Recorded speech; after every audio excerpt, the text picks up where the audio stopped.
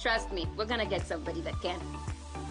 Yeah, join us every day, Monday to Saturday. It's Constance and Paul. Oh, Paul and Constance. No, definitely Constance and Paul. Paul and Constance. Definitely Constance. Paul and Constance. 7 to 9.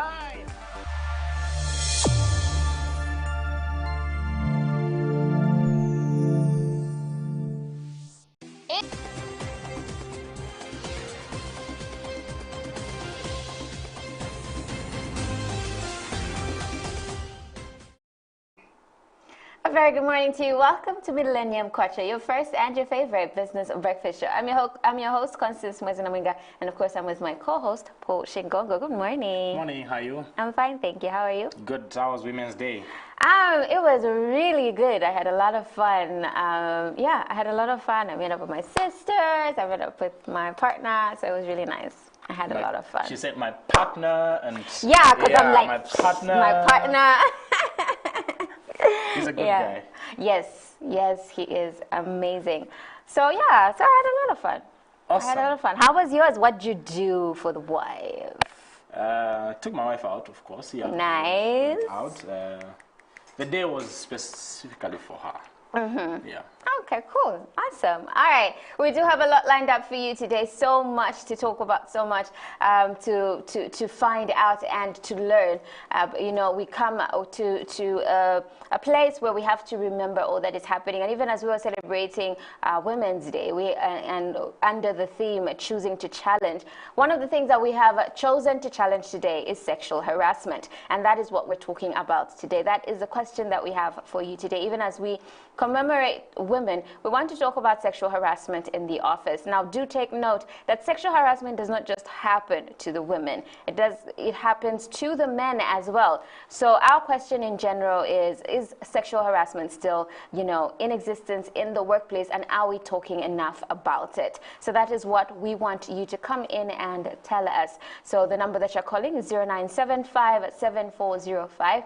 That number is open for text messages and WhatsApp messages as well. And that is the number that you're calling. And we are also live on Facebook right now as we speak, live on Facebook, live on YouTube. Do use those platforms to get interactive with us. We are waiting for messages from you. We haven't heard from Jimmy in a while. We haven't heard from Grace, Valerian. Yeah. You know, so if you're watching out there, do text us. Just say a quick hi. We'd miss you. We miss interacting with you. And of course, with everybody else that would come through. So many of our constant followers, we do really miss you. Okay, so right now though, we go straight into the news headlines. Begin with the headlines, the local stories. Atlas Mara preaches safety amidst COVID-19. And COMESA plots growth for women in business. In foreign news, Niger's Issoufou wins $5 million African Leadership Prize. And now the news in detail. Atlas Mara Bank will continue to identify opportunities on the digital channel to provide safe and efficient services to customers amidst COVID-19. Atlas Mara handed over the first house to Sonile Tembo from Livingston under the Atlas Mara Bank, Nkwashi and Lafarge Dream House. Managing Director James Coney said the bank is at the forefront of the digital banking evolution and has witnessed several people adopting the platforms. Now, the Common Market for Eastern and Southern Africa, COMESA, has launched a regional campaign to popularize a platform for women in business known as the 50 Million African Women Speak. The platform is an information and networking hub for women which provides a scale up their business and to access financial and non-financial services. The distinctive campaign called 30 Days of Women in Business will run on radio and social media channels over the next 1 month and aims to promote a platform in the member states where COMESA is implementing the project. The countries are Comoros, Djibouti, Democratic Republic of Congo, Egypt, Ethiopia, Eritrea, Eswatini, Madagascar, Malawi, Mauritius, Seychelles, Sudan, Tunisia, Zambia, and Zimbabwe. Now, the Policy Monitoring and Research Center, PMRC, has called for women to be ambassadors for the post-COVID-19 response agenda as the country implements the Economic Recovery Program 2021 to 2023. PMRC Executive Director Bernadette Zulu said women can help identify and address gaps in response to the pandemic in order to redistribute economic resources as well as address gender-based violence. She said this in a statement. She said in a statement that the pandemic has led to job losses and reduced business opportunities for most women. Mrs. Zulu noted that in many countries, including Zambia, the first round of layoffs has been particularly acute in the services sector, including retail, hospitality, and tourism, where women are most represented. She said despite the barriers, women have continued being at the forefront of the response to COVID-19 in health facilities, service industry, markets, families, as well as the communities. Ms. Zulu said government, through the 2021-2023 Economic Recovery Plan, will recognize job creation outside the formal sector into non-traditional areas such as agriculture, small-scale manufacturing, and mining. She stated that accounts of increased cases of gender-based violence, GBV, which result in death and teenage pregnancies, are just some of the social ills that have dominated the news in the recent past. Now, moving on in local news, Minister of Health Dr. Jonas Chanda has warned health personnel countrywide against pilfering medicines from health institutions for whatever purposes. Dr. Chanda said that it is not only unprofessional but is also extremely illegal for any health personnel to engage in the pilferage of medicines in the health facilities. He said that the Minister of Health stands ready to discipline and dismiss any health worker who engages in corrupt activities without any delay. Dr. Chanda said that you will not even need to wait for any report from anyone once any health worker is found engaging in illegal practices. And Dr. Chanda has paid glowing tribute to health workers countrywide for what he describes as their dedication to service in the face of the deadly COVID-19 pandemic. Dr. Chanda further reiterated President Lungu and government's commitment to providing adequate PPEs for all health personnel countrywide. Dr. Chanda, who is also Bwana Mkubwa member of parliament, said this shortly after he toured Nchanga North General Hospital in Chingola district and the Copperbelt province. Dr. Chanda is on the Copperbelt to break ground for the construction of level 1 and mini hospitals in Kitwe, Ndola, Mufulira, Kalulushi, Chingola, Luansha, and Mpongwe districts. Now, in foreign news, Nigerian President Muhammad Buhari on Saturday urged all eligible Nigerians to be vaccinated against the coronavirus as soon as possible. At a media event in Abuja, Buhari himself was earlier vaccinated using the AstraZeneca COVID-19 vaccine manufactured by the Serum Institute of India and provided through the Global COVAX initiative. While the COVAX initiative was created to ensure that low and middle-income countries receive COVID-19 vaccines, it has faced delays and limited supply. The number of Nigerians living below the poverty line has fallen to 40% from 48% a decade ago. Mogai said, adding that the country had also made progress in improving opportunities for most women. Isafus said to be succeeded by former Interior Minister Mohamed Bazoum, who won the presidential election in February. Now, Italy became the second European country to pass the bleak milestone of 100,000 fatalities from COVID-19 on Monday, with Prime Minister Mario Draghi warning of further pain ahead as hospitalizations jump. The Italian Health Ministry said 318 new deaths from the disease has been recorded in the past 24 hours, bringing the total tally to 100,103. Italy was the first Western country to be hit by the novel coronavirus 13 months ago. It is now the second in Europe to record more than 100,000 deaths after the United Kingdom. It took 9 months for the country to register its first 50,000 deaths and just 3.5 months to double them. Now, finally, in foreign news, hundreds of young Myanmar protesters who had been trapped by security forces in a district of Yangon overnight have been able to get out, activists said on Tuesday, after calls from Western powers and the United Nations for them to be allowed to leave. Thousands of people defied a nighttime curfew to take up the streets of Myanmar's main city in support of youths in the Sanshun district, where they had been upholding a daily protest against the February 1 coup. In Sanshun, police firing guns and using stun grenades announced on Monday they would check houses for anyone from outside the district and would punish anyone caught hiding them. Youth activists said she had been in a building with about 15 to 20 others but had now been able to go home. That's it for news. We'll move on to sports stories. Now, the Zambia under-17 entered their third day of pre-tournament training in Rabat yesterday, ahead of the Morocco 2021 AFCON under-17 that kicks off on March 13th. George Lufia's side arrived in Morocco late on Friday for Zambia's second ever AFCON under-17 outing. Now, the team held its first two training sessions at their Rabat base last Saturday and has continued with that routine heading into the start of the new week at Terrain de Football. Team Dr. Wesley Ngongo said Junior Chipolopolo has so far been COVID-19 free since leaving Lusaka and has continued to maintain strict health protocols. Dr. Ngongo also disclosed that defender Lyson Banda, who traveled to Morocco with a muscle injury, has now started full training with his colleagues. Zambia are in Group A together with Uganda, Cote d'Ivoire and tournament hosts Morocco. Junior Chipolopolo will kick off its Group A campaign on March 14th against Cote d'Ivoire. Retired international football referee Gladys Lengwe is pleased with the increasing number of female referees in Zambia. During her refereeing days, Lengwe officiated at the FIFA 2019 Women's World Cup in France, Women's Africa Cup and Youth Olympics. She is the first female-centered referee to officiate in the FA's Super Division. Lengwe, who is now a match commissioner, said the number of women referees has been increasing over the years. She said local sports should be lucrative in order to increase the number of female participants. In international sports, Chelsea manager Thomas Tuchel praised forward Kai Havertz after his fellow German played a vital role in the Blues' victory over top four rivals Everton. His shot was turned in for an own goal by Ben Godfrey for the opener before the German international won a penalty, which Jorginho converted to maintain Tuchel's unbeaten record as Chelsea's boss. Havertz, 21, moved to London in a £71 million transfer from Bayer Leverkusen in September, but has only scored one Premier League goal and was making his first start since January 27th. Havertz also had a goal disallowed for a handball, and Everton goalkeeper Jordan Pickford, who had conceded the penalty, made a number of saves to deny Chelsea a bigger winning margin.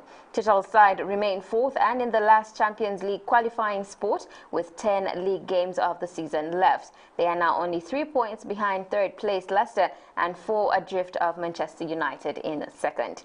Chelsea are 2 points ahead of West Ham, although the Hammers up to fifth and above Everton, following a 2-0 win over Leeds, have a game in hand. In tennis, Novak Djokovic says he has taken a lot of blood, sweat and tears to break Roger Federer's record of 310 weeks ranked as world number one. The 33-year-old Serb said the record on Monday for most weeks at number one in the 48-year history of the ATP rankings. Djokovic won his 18th Grand Slam singles title and his 9th Australian Open crown in Melbourne last month. Djokovic, whose longest continuous run at the top was 122 weeks before July 2014 and November 2016, paid tribute to the 39-year-old Federer, who is competing at this week's Qatar Open, his first tournament since the Australian Open in 2020. The Serb's Australian Open triumph leaves him only 2 wins behind the joint holders of the men's Grand Slam singles record, Federer and Rafael Nadal. The men, he said, had made him the player he is today. That's it for sports. We move on to money markets.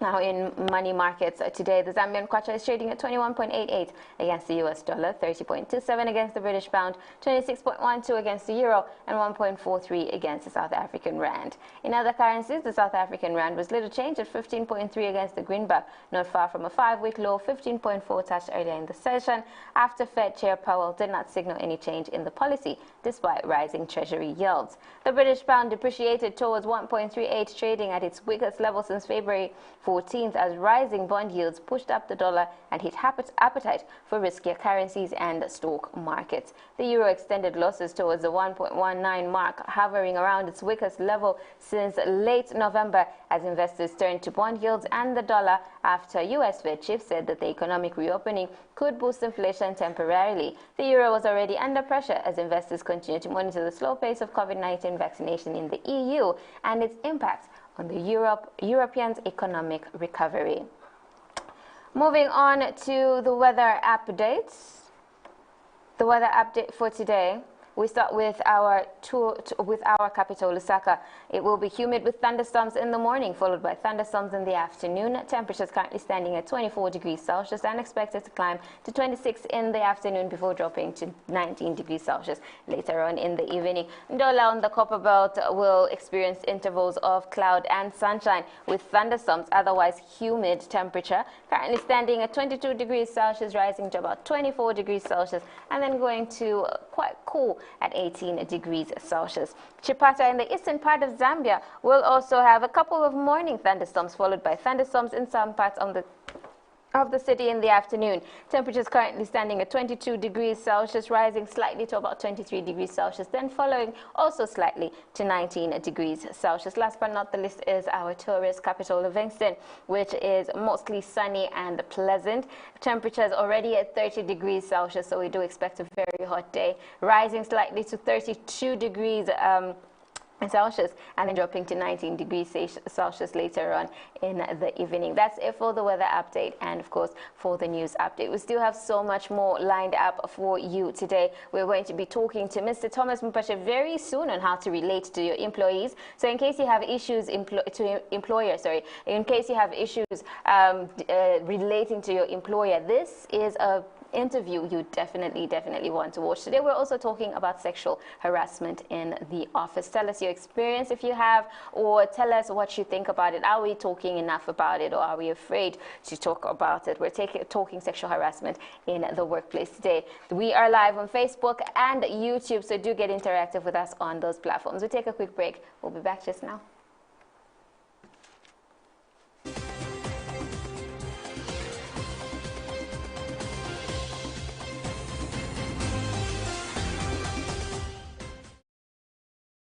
It is packaged to perfection, trending topics that we will be discussing to make sure you know exactly what's happening in the world of social media and, of course, our very own country. Exactly. We don't just limit ourselves to the country, but we also move across the borders with the best in international news, policy making. We also bring experts to bring to you right information right here on The Breakfast Show. And if you've got questions, we got you covered too. Like we said, we're on Facebook, so comment, leave your questions. We will be able to answer them. And if we can, trust me, we're going to get somebody that can. Yeah, join us every day, Monday to Saturday. It's Constance and Paul. Oh, Paul and Constance. No, definitely Constance and Paul. Paul and Constance. Definitely. Paul and Constance. 7 to 9.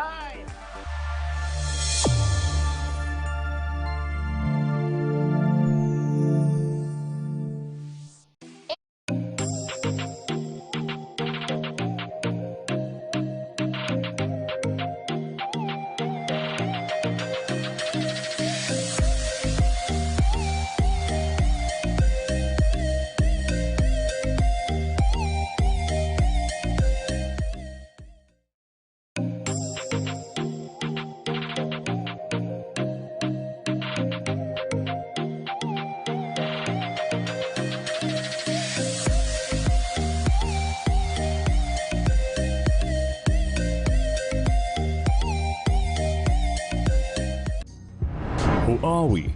What are we about? Say you want to learn about business or get latest news updates in business news, social and economic issues, stock exchange, latest exchange rates, and all financial matters, or you want to learn on how to manage your money from savings, banking, insurance, to maybe our new traditional way of doing things like village banking. And if you're like me, planning and constantly making sound financial decisions is essential. So I need to keep abreast with upcoming investments, taxes, technology, or entrepreneurship prospects. Interesting, right? So what if I told you by just one click you can learn from mining, agriculture, tourism, manufacturing services, and yes, entertainment industries. After all, the more you know about money, the better financially you will be. So who are we? What are we about? Millennium TV, your first business and financial news television channel. Catch us on Top Star, Channel 95, or follow us on Twitter, LinkedIn, Facebook, and YouTube. Millennium TV, we mean business.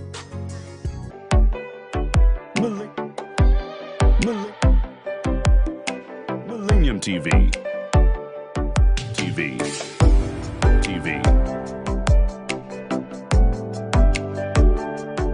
Millennium TV. We business.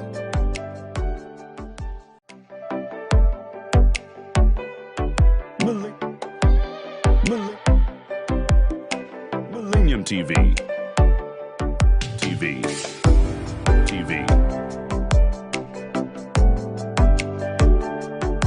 Millennium TV. Women business.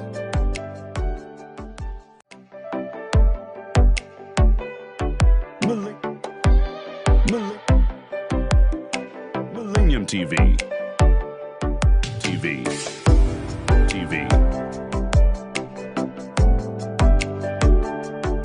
Millennium TV. Women business. It is packaged to perfection, trending topics that we will be discussing to make sure you know exactly what's happening in the world of social media and, of course, our very own country. Exactly. We don't just limit ourselves to the country, but we also move across the borders with the best in international news, policy making. We also bring experts to bring to you right information right here on The Breakfast Show. And if you've got questions, we got you covered too. Like we said, we're on Facebook, so comment, leave your questions. We will be able to answer them. And if we can, trust me, we're going to get somebody that can. Yeah, join us every day, Monday to Saturday. It's Constance and Paul. Oh, Paul and Constance. No, definitely Constance and Paul. Paul and Constance. Definitely Constance. Paul and Constance. 7 to 9.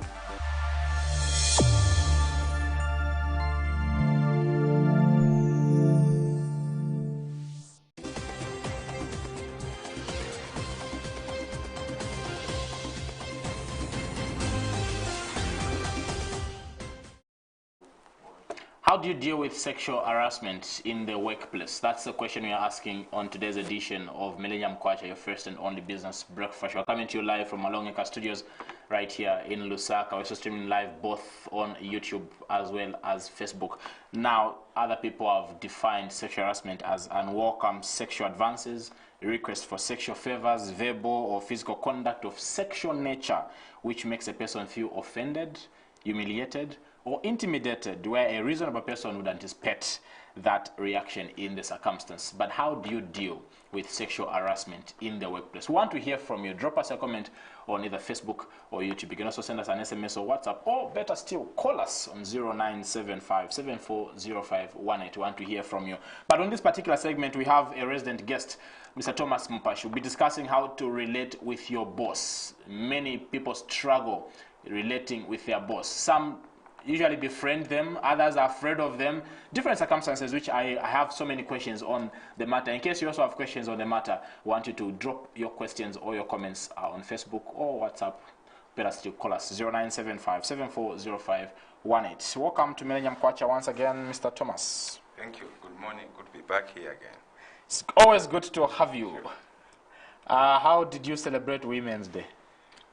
I was just home with my wife. I hope I did enough to celebrate her. She's in the better position to, to say. Yeah, but I didn't go. I made sure I spent most of the time. Wherever she wanted, I made sure I drove her. And I hope I did my best. What do you think? Connie can know whether that was good enough or not? No, that was fine. The fact that he made the time and would take her wherever she wants to go and so on and so forth, that's what's important. So, yeah, he did. Someone did the nails for Connie. Please be proud. Sure, oh someone really? did the nails on Women's Day for her. Wow, Congratulations, Connie. Thank you. But it wasn't just the nails; it was a lot. It was a lot. It was a lot. I saw. I'm aware. Nice. Now, talking about relating with your boss, the first thing that comes into my mind is people don't even struggle sometimes to relate with their employers. Others really don't have any problem with relating with their employers. Generally, I would want a broader, before we get into the details, I'd want a broader perspective from you in the best wisdom in relating with your boss, with your employer. So, like you have put it, your employers are not your enemies, neither are they your cousins. So you have to strike a balance. Don't be too familiar with them. Again, don't be too far or distant from them. Remember last time we said familiarity brings conformity. And it jeopardizes your progress. So you make sure you understand the boundaries. How far can you go, even when it comes to having some light moments? Also, how far should you go? You should not be hiding or running away from your employers or your boss like a lion. So there has to be a balance. But to strike that balance, you need wisdom and secrets. And that's why this topic is very critical. And these points we're about to discuss, they're very, very important. The reason why we have narrowed down to your boss, because eventually it's your boss who make a recommendation, either to the overall CEO or to the overall board. So it's very, very critical. And most people don't understand that. They think as long as I'm good to the chief executive officer and my boss doesn't matter, she or he matters. That's why you have to start from. That's the first step on the 12 run. And most of the time you'll find, okay, not most of the time, but there are times where you find situations where I may know I know the owner of the company, and then my position comes with other people on Above you. Above me, yes. So when you say I need to make sure that I'm good with my superior, like why is it important if I know the CEO? Like I know him, he's probably the one that gave me the job. So in every organization, there's a leadership structure. There's an organogram of an organization. So you have your immediate boss, where your boss also reports to, where your boss also reports to. So that structure is very critical. But you can't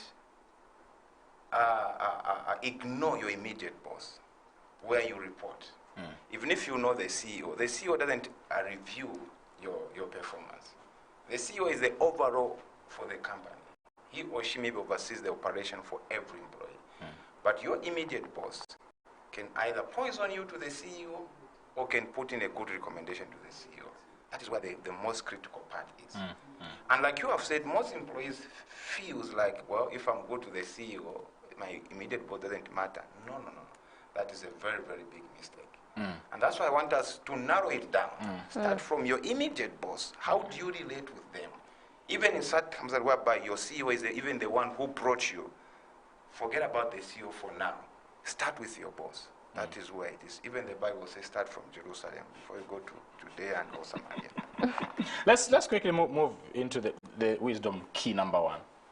So first of all, I want us to come back and talk about the common terms that you hear around. Have you heard of people say the customer is the most important person? You have heard that type of statement? Or the customer is always right? What do you understand by that? Because people take it in a very wrong context. When they say the customer is always right, does it mean that even when a customer comes shouting at an employee, you should just say, well, they are right, or not? No. What that simply means is that a customer is very important because it's a customer who brings in revenue to the organization. Because for every organization to survive, if you're in business, you need the cash flow, the revenue. And then if the customer is right, what you are concerned about is how you manage this customer so that you keep on and meet your target and getting the revenue. So if the customer seems problematic, what you need now is the wisdom to manage them, handle them, and take care of them. So in this context now, your number 1 customer in a place of work is your boss. Most people don't know that. Your number 1 customer in a place of work is your boss. Mind you, there are internal customers and external customers. So external customers are those people that come to the company and you want to relate with them. But within the organization setup where you are, your number 1 customer and the most important customer is your boss. Therefore, knowing how to relate with your boss is very critical. So where does we start from? So in the first place, understand what are the key roles of your boss. So you are working with your boss. I know you have got your work descriptions, your job descriptions, but also try by all means, this is the wisdom that you need to develop. Try by all means to understand what are the critical roles for my boss. I can rest assure you, if your boss fails, you have partly failed. Because your work also feeds into your boss. For example, let me give this example. If Constance, maybe you're supposed to do a TV broadcast or news at 19 hours, and then you fail to appear on the screen at 19 hours, and you only come at 19:10, do you know that the CEO, first of all, will blast your boss? What happens with the news? And as long as the boss is annoyed, that anger will trickle down to you. So understand what are the things that are important to your boss. That if you miss them or he or she misses them, it will definitely have an effect on you. So study from your boss' schedule what are the top 3, 4, 5 things that are critical on his or her table. Number 2, understand the working style of your boss. Every person has their own working style. There are some bosses who doesn't want to be greeted, you extend their hand. There are some bosses, when you go to their office, you have to knock and you wait for them to say, come in. There are some bosses, when you enter their office, you don't just enter and sit on their chair. They have to tell you, now sit down. So just by all means, try by all means to study and understand what is their working style, what is their leadership style.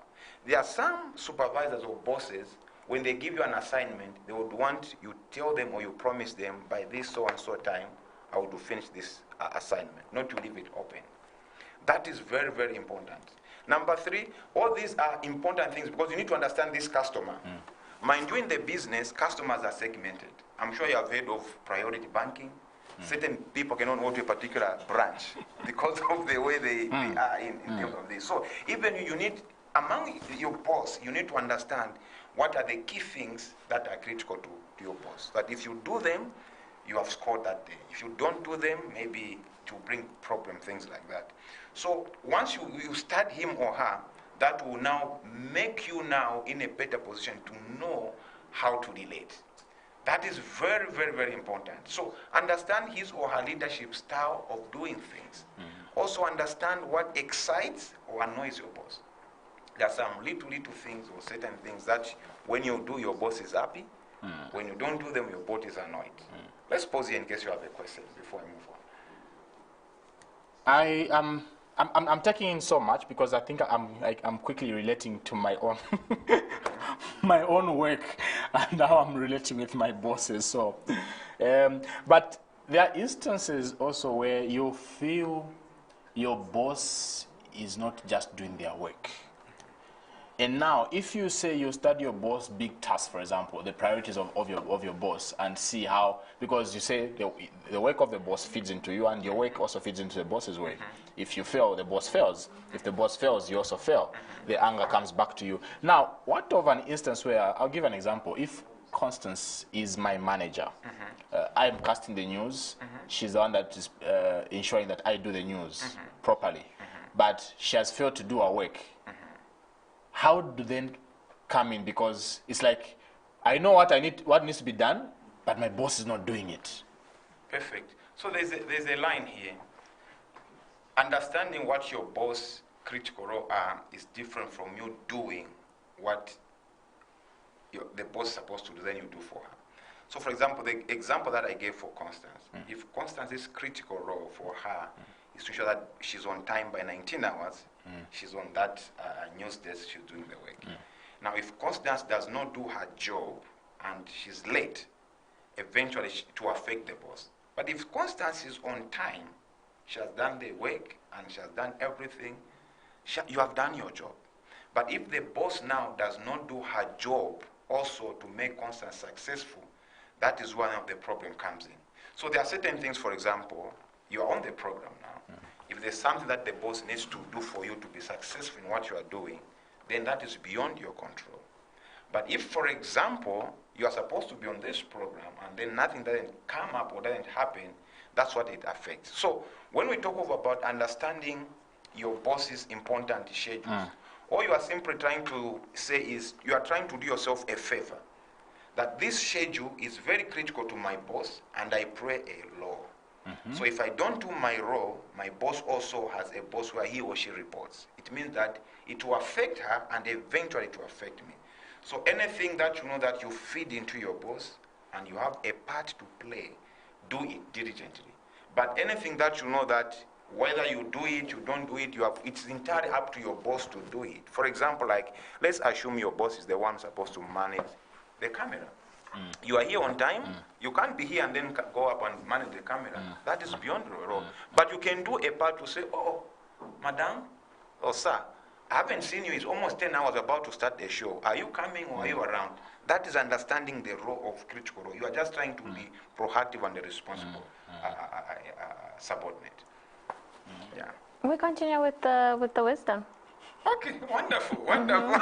We're understanding. They are entering. Yes. It's like when you're in church and the pastor is preaching, the congregation is quiet. It's like Wonderful. It's entering them. Wonderful. So the next one that we need to know is study your boss' perceptions about you. Very important. 90% of the boss' perception about you actually come true to pass. So how does the boss perceive about you, Paul, Constance, Peter, or whoever you are? If the boss perceives your perception about you is that you are a crook, that is very dangerous. If the boss perception about you is that you are a very lazy person, that is not good. So this is very key. And you can able to see and able to understand how your boss perceives about you. It's not rocket science. You can able to pick it up. I'm sure you can able to know even the way you relate. Maybe Constance and Paul. You can able to say, I think today Constance is not in a good mood. Or Paul today, it's not the way Paul, and things like that. So even you, as you go along working, you can able to know how your boss perceives about you. And once you understand the perception of your boss about you, if it is negative, if most of the perception about you is negative, begin to undo that perception. Very important. Before you wait until you come to evaluation time, when your contract is about, that's why people just tend to say, no, oh, Constance, today we need to discuss about your contract, and all you are handed is termination. God forbid, that shall not be you. But the question again is, you need to study those. You know, like it's more like in football. You know, like when your team is losing, you are too kneel down at half time. You don't just wait until the 89th minute. That's when you begin to change. No, you need to read the way the game is going, and where do you need to make substitutes? Where do you need amends? That is very, very important. Now, if your boss' perception is not good, how do you begin now to undo that negative perception? That can be a whole topic on its own. But I just discuss with you one or two keys. If you feel sometimes the perception of your boss about you can become because of your fellow employees who are taking wrong information, talking bad about you, I can guarantee you cannot avoid it. It will always be there. You can't avoid that. You can't avoid that. If you think everyone loves you at this place, you are deceiving yourself. I want you to understand that. That's why I told you to say your relationship and your perception. If Paul goes at your back and say, you know what, Constance is not doing a job, let your boss know that, you know what, I know Constance, I don't think he can do this. Or if somebody goes and talks ill about you to your boss, let your boss have a divided mind to say, can this be right or no? Things like that. But if somebody goes and talks bad about you and immediately and then 100% the boss believes, it means that your perception index is very, very negative and low. And that's why it's very, very important. And one way I tell people which has worked, what I'm sharing you are practical things. I've worked with various bosses. I thank God all my bosses I've ever worked with have been very wonderful people. One way in which you can able to begin to change the perception of your boss about you is begin to show that you are responsible. For example, each time you are going to have a briefing with your boss or you are going to have a discussion with your boss, carry a notebook and a pen.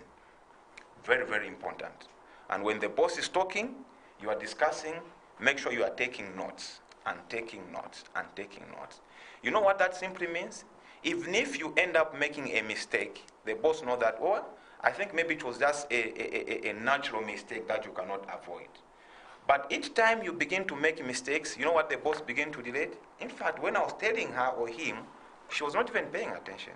She never even took notes and things like that. Or you could say, no, I don't easily forget. But it's very, very critical to say, you know what? During a meeting that we discussed, I took the following points, A, B, C, D. You said you have changed A, B, C, D. We'll now be doing this like this. We'll never be introducing a program like this, but we're doing this and this and this. Records don't lie. But if you are going to mess up certain things, and you just went there and you are listening to your boss, maybe you're even working with your nails, and you feel like you are not even interested. Should you make a wrong mistake, she will perceive that you are a kind of I don't care person. That way to be, it will increase your negative perception. But when you take it like that way, I never go to any meeting, even if it's a 1 minute or 2 minutes discussion to my boss. I never go without a notebook. Even here, you have never seen me come here without a notebook, because I take note of what is happening, what I'm going to talk about. I need to refresh. And each time you finish a discussion with your boss, one critical thing, please, never forget about this one. Even if you have talked 2-3 sentences, use the secret of repetition. What does that mean? For example, okay, Paul, Constance, we are going henceforth, our program will be running ABCD. So this is how we'll be doing.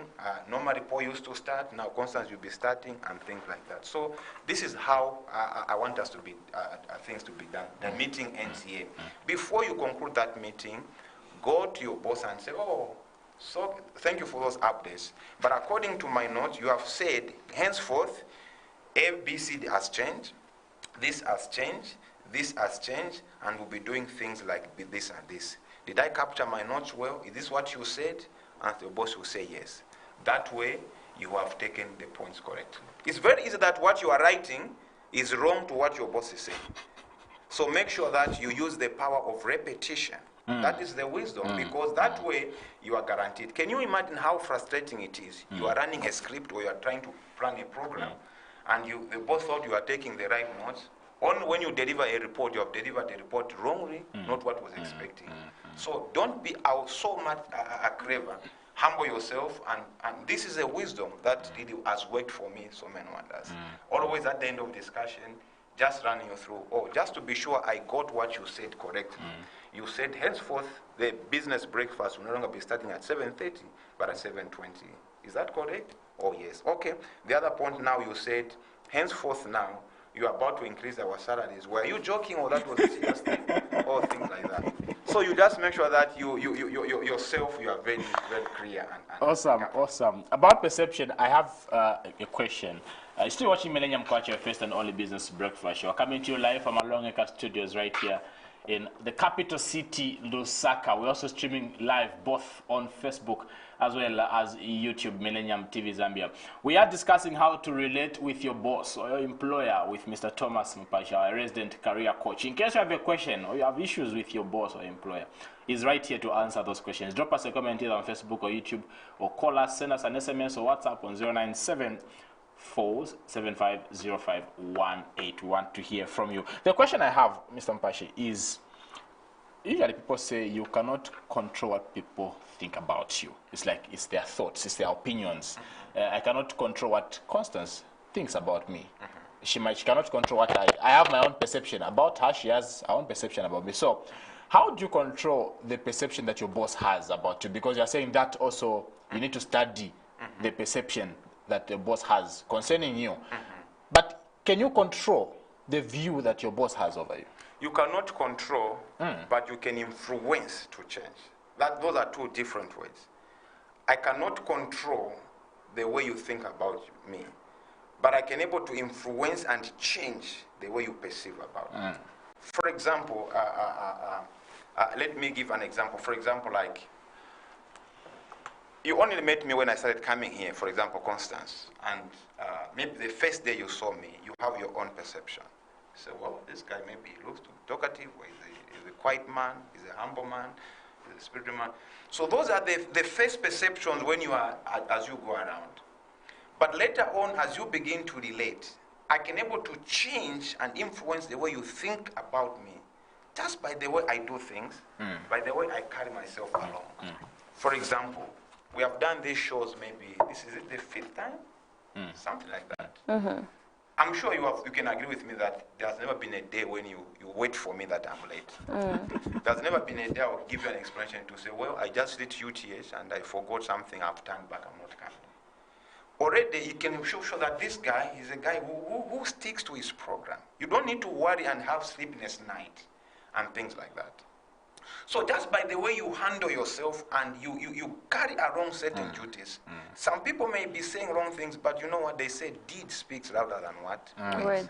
That's the way you do things. Even the way people will be saying, you know what, even if you are saying about Constance, she's a very, very top-notch newscaster. She's always on point. So concentrate in doing the right thing, that even when somebody keeps on saying this, believe you me, you are going to change them. They says the only cure to insult is results.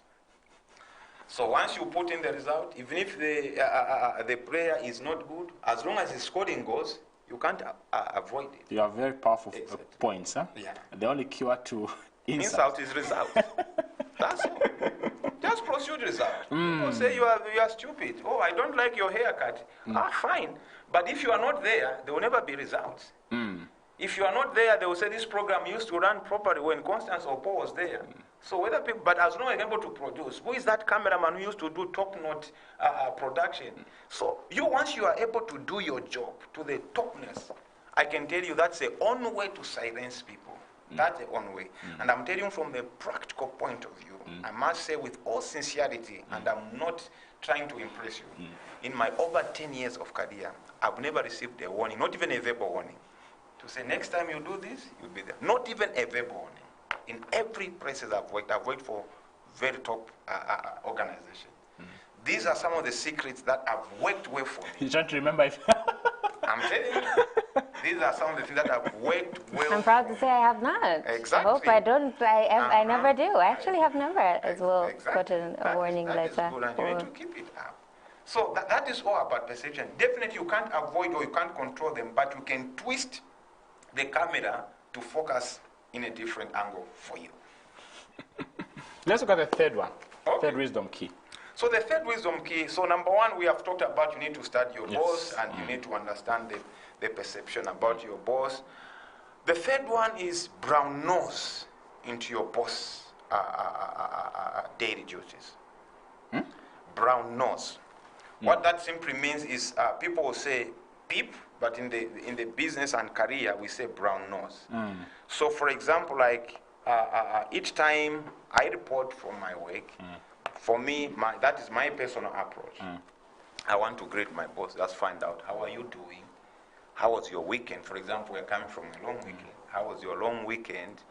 I want to understand maybe how is his mood, or whether is he or is she feeling well, understand, and things like that. Okay, last time you were talking about to say there are some tasks that we are doing and you didn't finish. Did you manage to finish that task that you talked about? Is it the task that has been keeping you a bit working late of recently? You are trying to understand what is on the table, what is a little bit holding your boss or crowding your boss things. So when you are trying to brown nose, you are trying to find out exactly how is his day today? How is he planning to go about? Is there anything that mind you, we started by saying understand your leadership work style. Your boss may say, every time I give you something, I want you to report to me maybe 30 minutes early and things like that. So understand how his day is likely to go, how his week likely to go.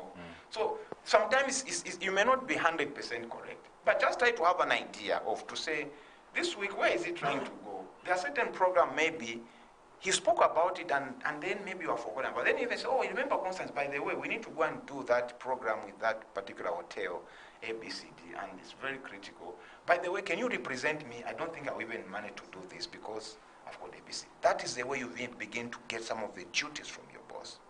If you can convince your boss to even start delegating some of his or her duties to you, you are on your way to rise. Not to overtake him or her, but you are on your way. So brown nosing is simply a wisdom key that you should develop. I must say it takes a bit of time, that you should be able to develop just once in a while. Try to understand what is critical on your boss plate for that week, for that particular day. And also, if your boss gives you an instruction, always don't leave an instruction open-ended. If your boss says, okay, Constance Paul, this week we need to run this particular program. Now, this week has got so many days. Monday, Tuesday, Wednesday, Thursday. So always try to be very, very specific. Oh, sorry, madam, sorry, Mr. A&T, you said this week we need to do this and this. You have a specific day that we should work around with so that we don't leave things to the end, so that you don't start panicking and things like that. So when your boss tells you to say, we need to do these things, for example, today is Tuesday, and your boss says, you know what, we need to leave this task, or we need to finish this task. It is just that we have to finish this day. Or develop a habit or a cadence of telling your boss to say, okay, this is noted. I assume or I presume, I'm hopefully I can able to give you feedback on this report by 16 hours today. Have something as a benchmark. Don't leave an assignment open-ended. It's not a good show of. That's also another secret of changing the perception. If you are given, every time I'm given an assignment, so we need to work on this, and most of my assignments they were given, they are open-ended. But it's my duty. I say, okay, from the way I've seen this assignment, I'm going to give you a report or a feedback on this assignment by today at 16 hours. On this assignment, I'll give you a feedback by Wednesday at 10 a.m. and this and this. Are those times okay within you, or are they fitting well within your reporting structure? My boss says yes, or he says, oh, no, you can even give me up to Friday, then you are good. For me, that is the way I like working. Because sometimes if you leave it too open, your boss says, you know what, Constance? My boss has called me for my meeting. Where is this report? Where is this report? And then you also start panicking. Before long, you give out a work that is not up to standard. So that is just one of the personal secrets that I've found. It has really worked for me. Nice, awesome. Okay, we are in the dying minutes of the interview. Any, the last point that we can take home even as we are closing? Exactly. Can the last point be how to deal with sexual harassment in the workplace? Since we're talking about how to relate with your boss, what if it's your boss that is harassing you sexually? What do you do?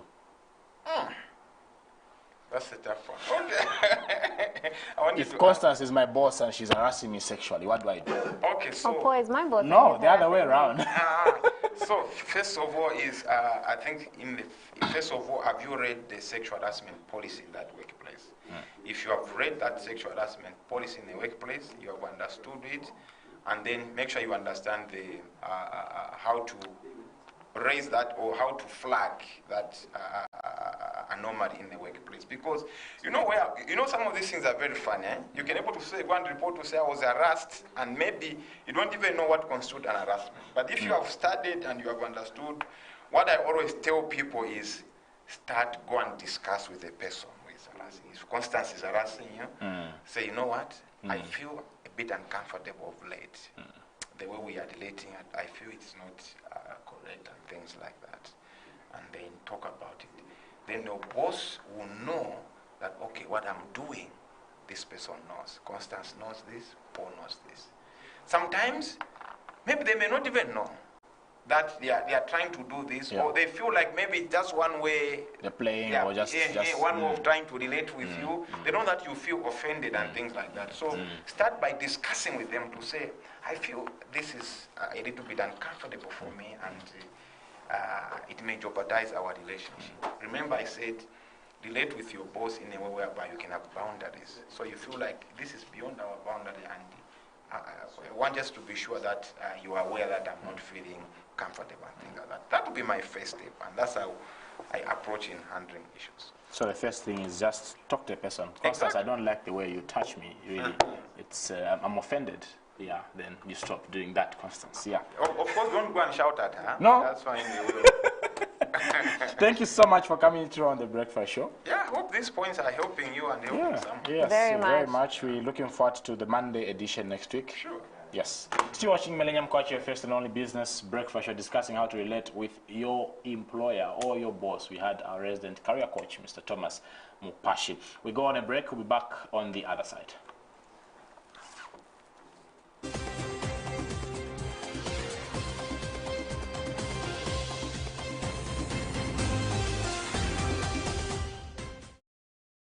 It is packaged to perfection, trending topics that we will be discussing to make sure you know exactly what's happening in the world of social media and, of course, our very own country. Exactly. We don't just limit ourselves to the country, but we also move across the borders with the best in international news, policy making. We also bring experts to bring to you right information right here on The Breakfast Show. And if you've got questions, we got you covered too. Like we said, we're on Facebook, so comment, leave your questions. We will be able to answer them. And if we can, trust me, we're going to get somebody that can. Yeah, join us every day, Monday to Saturday. It's Constance and Paul. Oh, Paul and Constance. No, definitely Constance and Paul. Paul and Constance. Definitely Constance. Paul and Constance. 7 to 9.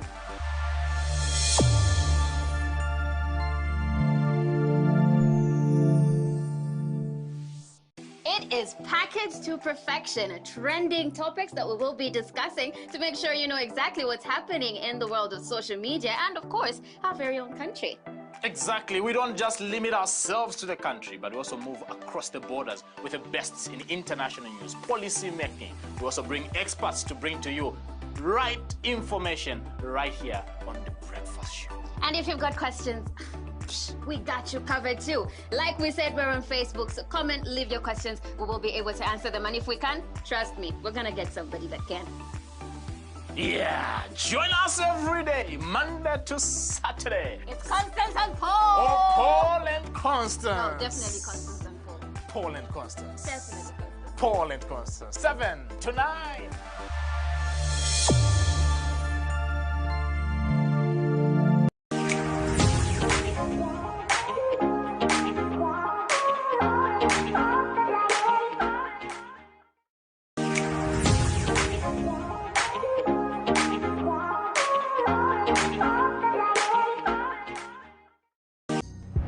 Who are we? What are we about?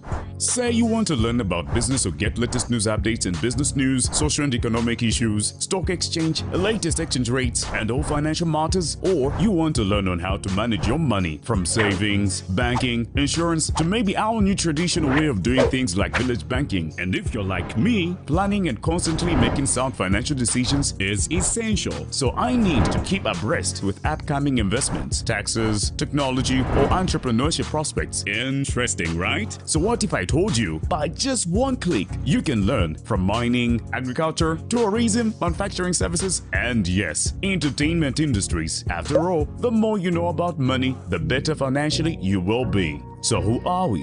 What are we about? Millennium TV, your first business and financial news television channel. Catch us on Top Star, Channel 95, or follow us on Twitter, LinkedIn, Facebook, and YouTube. Millennium TV, we mean business.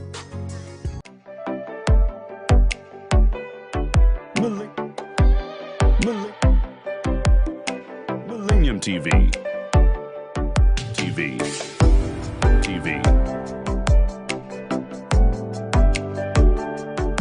Millennium TV. We mean business.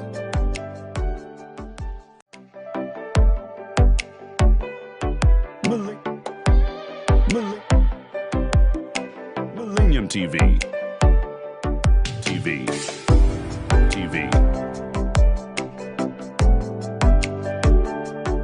Millennium TV. We mean business.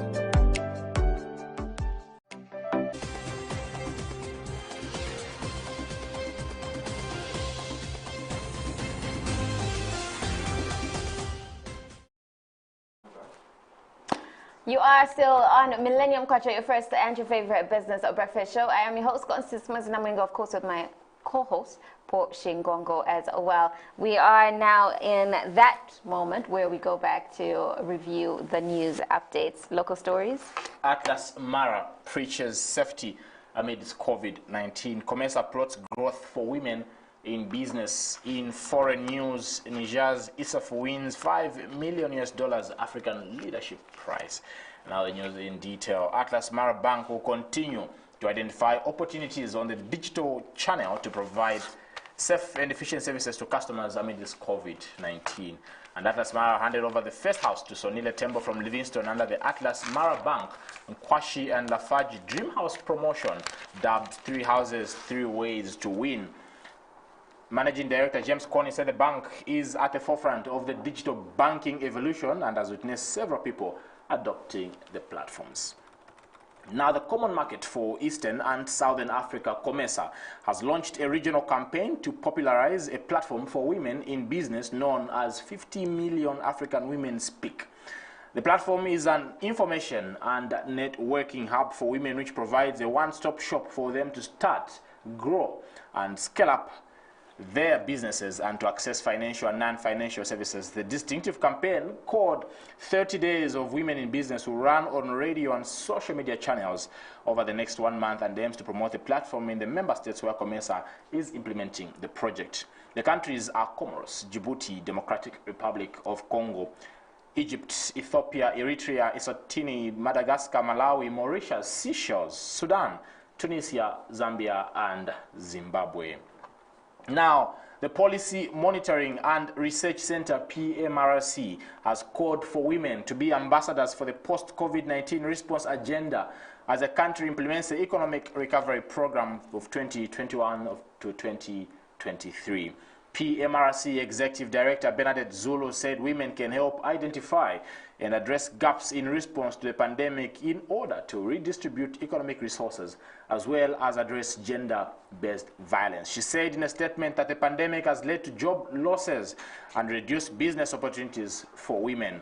Mrs. Zulu noted that in many countries, including Zambia, the first round of layoffs has been particularly acute in the services sector, including the retail, hospitality, and tourism, where women are most represented. She said despite the barriers, women have continued being at the forefront of the response to COVID-19 in health facilities, service industry, markets, families, and the communities. Ms. Zulu said government, through the 2021-2023 Economic Recovery Plan,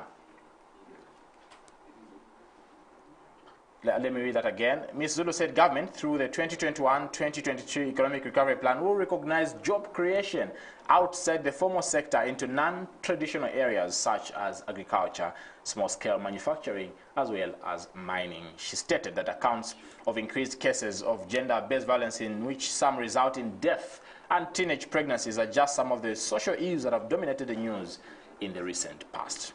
Now, moving on, Minister of Health, Honorable Jonas Chanda, has warned health personnel countrywide against pilfering medicines from health institutions for whatever purposes. Dr. Chanda said that it is not only unprofessional, but it is extremely illegal for any health personnel to engage in the pilferage of medicines in the health facilities. He said that the Minister of Health stands ready to discipline and dismiss any health worker who engages in corrupt activities without any delay. Dr. Chanda said he will not even need to wait for any report from anywhere once any health worker is found engaging in illegal practices. And Dr. Chanda has paid glowing tribute to health workers countrywide for what he describes as their dedication to service in the face of the deadly COVID-19 pandemic. Dr. Chanda further reiterated President Edgar Lungu's and government's commitment to providing adequate PPEs for all health personnel countrywide. Dr. Chanda, who is also Bwana Mkubwa, Member of Parliament, said this shortly after he toured the Changa North General Hospital in Chingola District on the Copperbelt Province. Dr. Chanda is on the Copperbelt to break ground for the construction of Level 1 and mini hospitals in Kitwe, Ndola, Mufulira, Kalulushi, Chingola, Luansha, and Mpongwe districts. Now, moving on, in foreign news this morning, Niger's President Mohamed Issoufou has won this year's $5 million Ibrahim Prize for the achievement in African leadership for his work in promoting economic progress and joining regional efforts to quell the threat of Islamist militants. Issoufou's first elected in 2011 and re-elected in 2016, stepped down after serving 2 terms. Unlike other African leaders such as Guinea's Alpha Conde and Ivory Coast, who pushed through changes to the constitution to run for 3rd terms, the number of Nigerians living below their poverty line has fallen to 40% from 48% a decade ago. Mugabe said, adding that the country had also made progress in improving opportunities for most women. Issoufou is set to be succeeded by the former Interior Minister, Mohamed Bazoum, who won the presidential election in February this year. He is the 6th African head of state to win the award, which is paid out over 10 years. The prize is founded by telecoms tycoon Mo Ibrahim.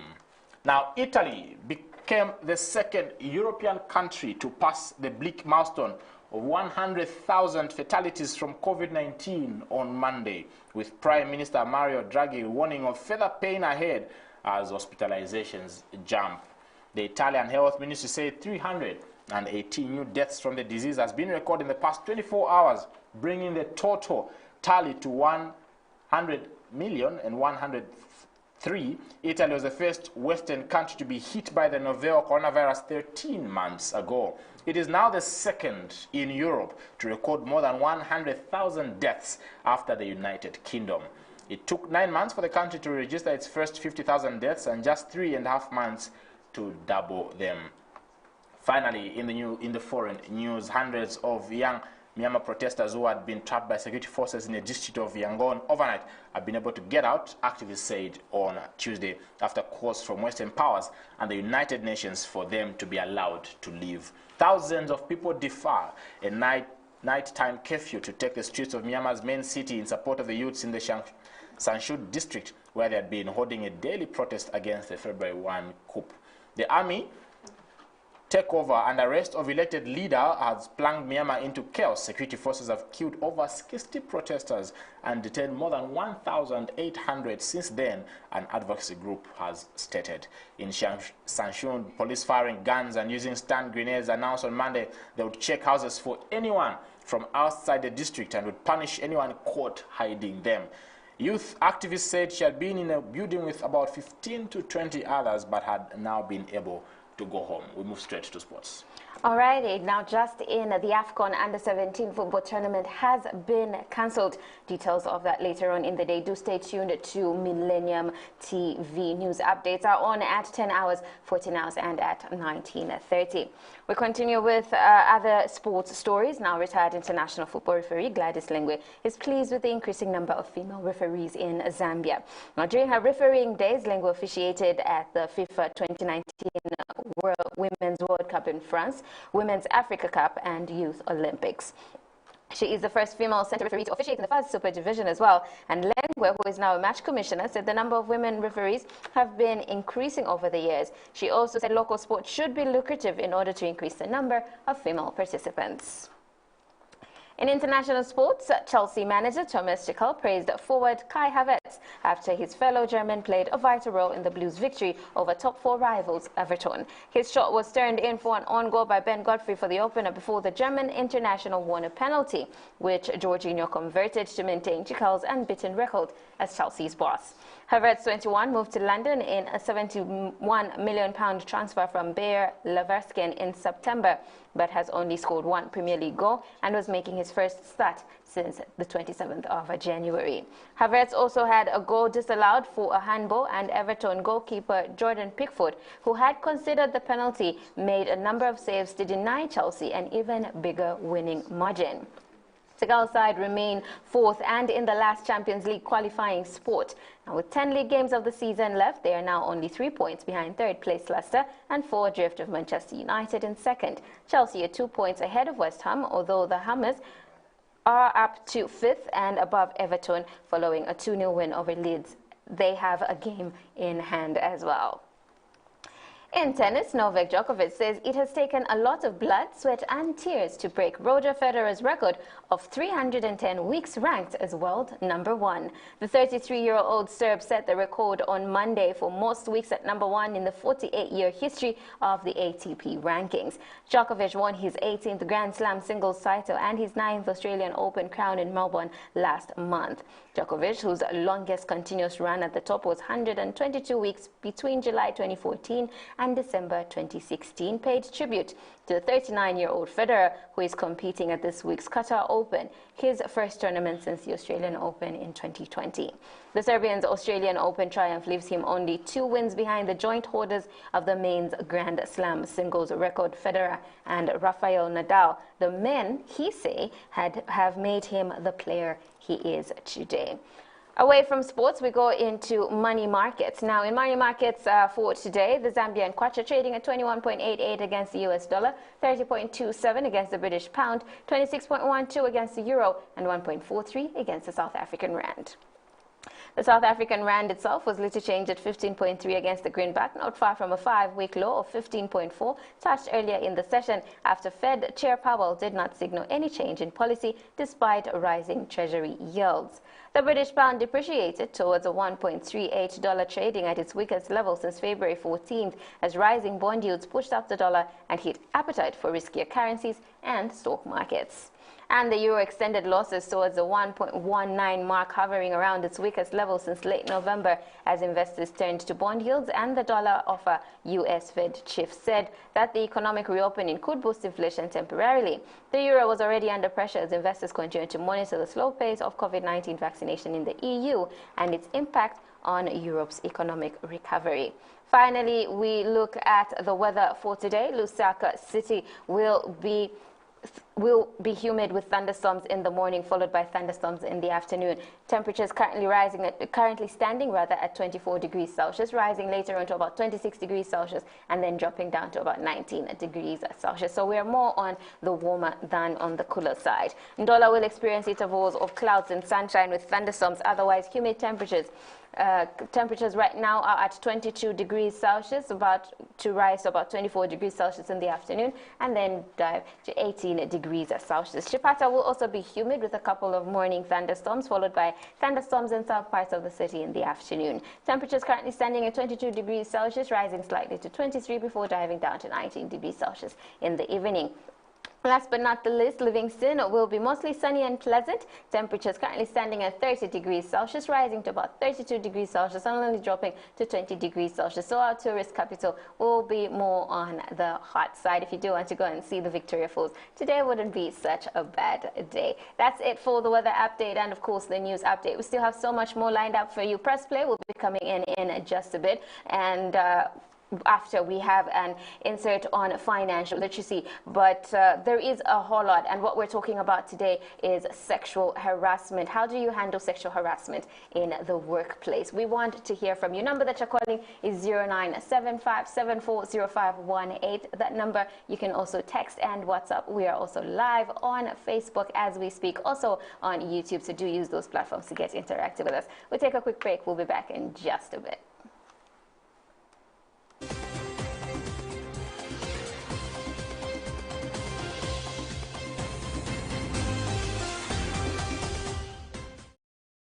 It is packaged to perfection, trending topics that we will be discussing to make sure you know exactly what's happening in the world of social media and, of course, our very own country. Exactly. We don't just limit ourselves to the country, but we also move across the borders with the best in international news, policy making. We also bring experts to bring to you right information right here on The Breakfast Show. And if you've got questions, we got you covered too. Like we said, we're on Facebook, so comment, leave your questions. We will be able to answer them. And if we can, trust me, we're going to get somebody that can. Yeah, join us every day, Monday to Saturday. It's Constance and Paul. Oh, Paul and Constance. No, definitely Constance and Paul. Paul and Constance. Definitely Constance. Paul and Constance. 7 to 9.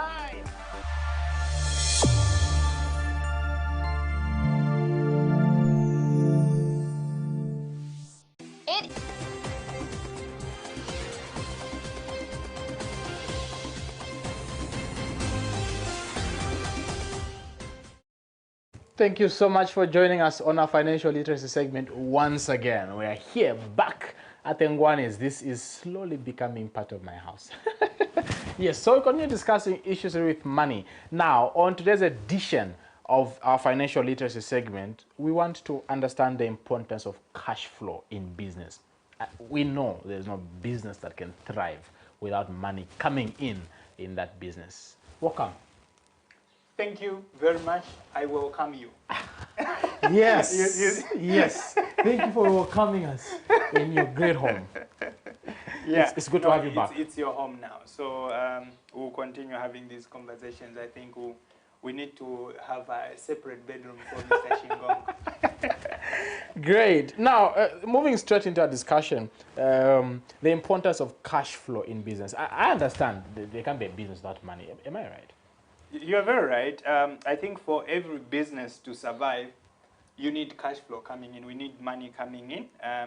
Obviously, there also should be outflows for purchase of equipment, for buying either of stock and so many other things. So in short, that's why, like I wrote in my book, Hustle Like a West African, I talked about the importance of money. If you're a business person like me, you need to understand money. If you are going into a business for passion, maybe try other things like, I don't know what you can try, but I think even religion needs money. So, and religion is a business.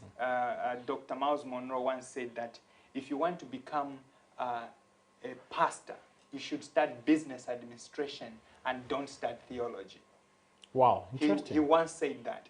Why? Because if you don't understand the management of the kingdom of God, you won't go very far.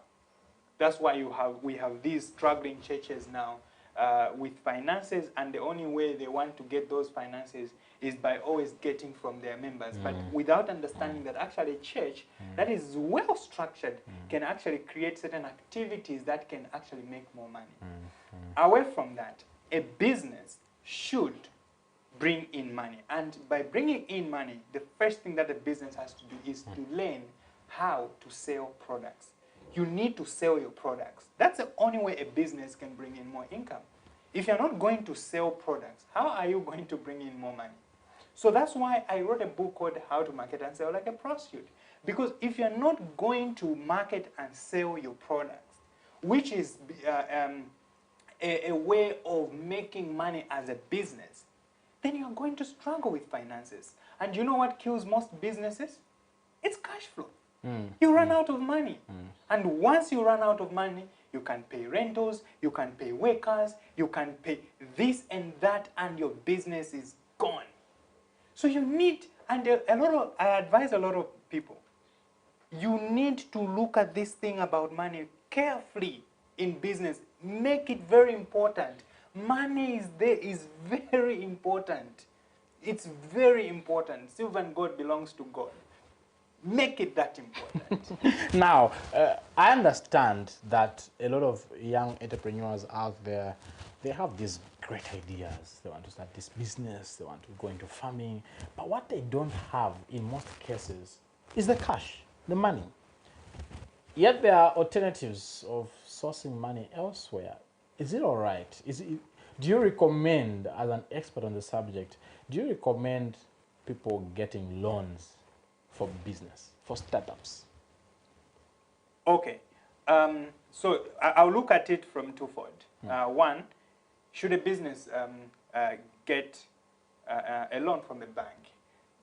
So there are two kinds of business. A well-structured business that is already functional, making money, and there is a business that is starting up. You are the owner, you want to start this business. So if it's a well-structured business that is already making money, going to the banks to seek for funding is not a bad idea at all.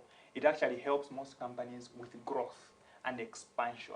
So it is a very good idea to go to the banks to go get money when you are a business that is already functional, you're already making money. Now, let's be serious here. You are starting out. The rates in this country from most financial institutions are in the range of 45%. Which business makes profit of 45% per month? You are going to struggle to pay back. You're going to struggle. And the bank, you see, the reason why you're going to the bank to get funding is to help your business. But instead of the bank helping you, the bank is going to steal for you, and you're not going to exist in the next few months, because the banks now will need their money with interest and all that. Getting funds in Zambia is very expensive from the banks. However, I implore government, I ask of this from government. These presidential initiatives, these politically motivated citizens empowerment programs are not working. Let's come up with an entrepreneurship fund, but with the banking mindset on it. You know the way the banks look at who to give, how to give? We need to come up with ways of having guys that can easily interpret the vision of somebody and say, what do you want to do? What do you want to invest in? This thing of saying, no, we are only going to be investing in aquaculture. I'm not interested. I'm an entrepreneur. Why do you want to force me to go into aquaculture? I don't want. I want to stick with Kawiwi because that's where my dream is. If you fund me, I'm going to thrive because that is where my heart is. But we have success stories in those line of business as well. Is it a bad idea? I'm not saying aquaculture is bad for business. I'm saying aquaculture is bad for me. Because it's like government is pushing, Edwin, if you want funding, do aquaculture. No, business is not like that. We have to go into businesses we love. Not businesses that are forced on us. So I feel government should strategically, these funds should not be millions. If a photographer wants to become a photographer, help him get the cameras and all these kind of things so that this guy can be a photographer. Great, great. Away from that. Let me maybe just finish the point. Yeah. The reason why this is important, because banks are not helping entrepreneurs, they're not helping startups. But government can actually easily help startups and entrepreneurs by removing those high interest rates and making it so easy for young entrepreneurs to succeed. And it could be a way of creating job opportunities because there are no jobs right now for the youths. Here's a young person that is watching us this morning and they want to get a loan from a financial lending institution for their startup. They're just starting. They have the idea, they have the brains, right ideas. They've done their market research. What they just need is cash to start a business. They want to go to a financial lending institution. Would you recommend they go that path? They shouldn't. Why? They shouldn't because I would rather they even they try their luck with Citizens Empowerment Commission because they won't survive. The interest rates are quite high. And at the rate we are moving in Zambia right now, the interests are not dropping. They will continue. And you know what banks do? The interests go up. They also update. But you find that to increase the prices in a business, you lose customers. And that's where the tough part is. When you try to catch up with the interest rates of the bank, because you see the bank have already sold you a loan. So they can do whatever they want. They can increase the rates whenever they want. But you can't just wake up and say, I've increased by 45% on all the products. You're going to lose customers. And when you do that, where will your business be? It's a bad idea for a startup to get loans from the bank. That's my opinion. I can't actually, debt is bad unless you are guaranteed of where you're going to get the money to pay back. People say there's good debt, there's bad debt. Yes. The only good debt is the debt you're going to invest and get more than what you're paying to the debt. So if the banks are charging me 45%, I get that money. And you're making more? And I'm making 65%. That 20% is good. It means I'm actually doing some, or even break even. Because then I know if I'm going to invest in Solwezi, that is an expansion. So that expansion has been sponsored by debt from the bank. So what will happen is that if I pay, when I finish paying that debt, I'll still remain with Solwezi branch, even though I was just break even. You get my point. So it's only good when the investment you are investing in is for expansion. Startup businesses are hard, guys. They are not easy. It's not a good idea. Maybe try your mother, your sister, your friend, not the bad. Interesting. Like I always say, I can go on listening to you. Thank you. You're a man of depth. Thank you so much for hosting us in your house once again. I really appreciate you coming over once again, and it's always a pleasure to be speaking to Millennium TV. You guys are absolutely great. Great. We also want to hear from you. What do you think? Is there a good debt? Is there a bad debt? Would you recommend someone to get a loan for a startup? Remember the number, you call us or send us a text or WhatsApp on Millennium Kwacha is 0975-740518. Keep the messages coming. So from me at Mr. Edwin's residency right here in Lusaka's Hoodlands area, it's bye-bye back to the studio.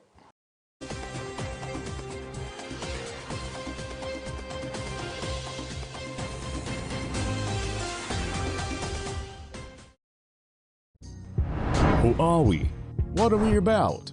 Say you want to learn about business or get latest news updates in business news, social and economic issues, stock exchange, latest exchange rates, and all financial matters, or you want to learn on how to manage your money from savings, banking, insurance, to maybe our new traditional way of doing things like village banking. And if you're like me, planning and constantly making sound financial decisions is essential. So I need to keep abreast with upcoming investments, taxes, technology, or entrepreneurship prospects. Interesting, right? So what if I told you by just one click you can learn from mining, agriculture, tourism, manufacturing services, and yes, entertainment industries. After all, the more you know about money, the better financially you will be. So who are we?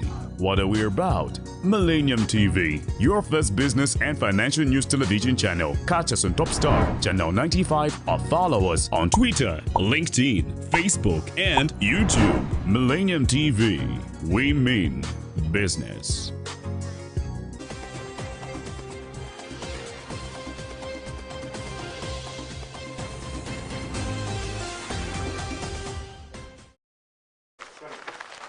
You are still on Millennium Kwacha, your first business and breakfast show. Thank you so much for tuning in and deciding and choosing Millennium TV, your first business and financial news channel. It is now time for Press Play. I totally love this segment because we get to look at the stories that are headlining in our newspapers. So starting off with the Daily Mail.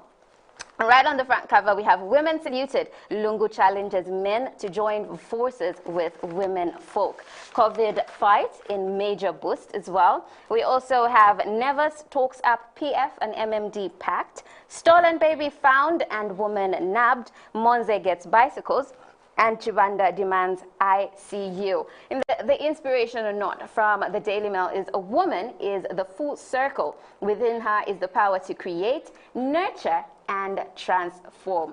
By far, this is my favorite inspirational quote that has ever been in the Daily Mail, and I'm being very, very biased. We move on to Times of Zambia. Times of Zambia on the front page. You are special. Lungu applauds women for unique role. You're special, Connie.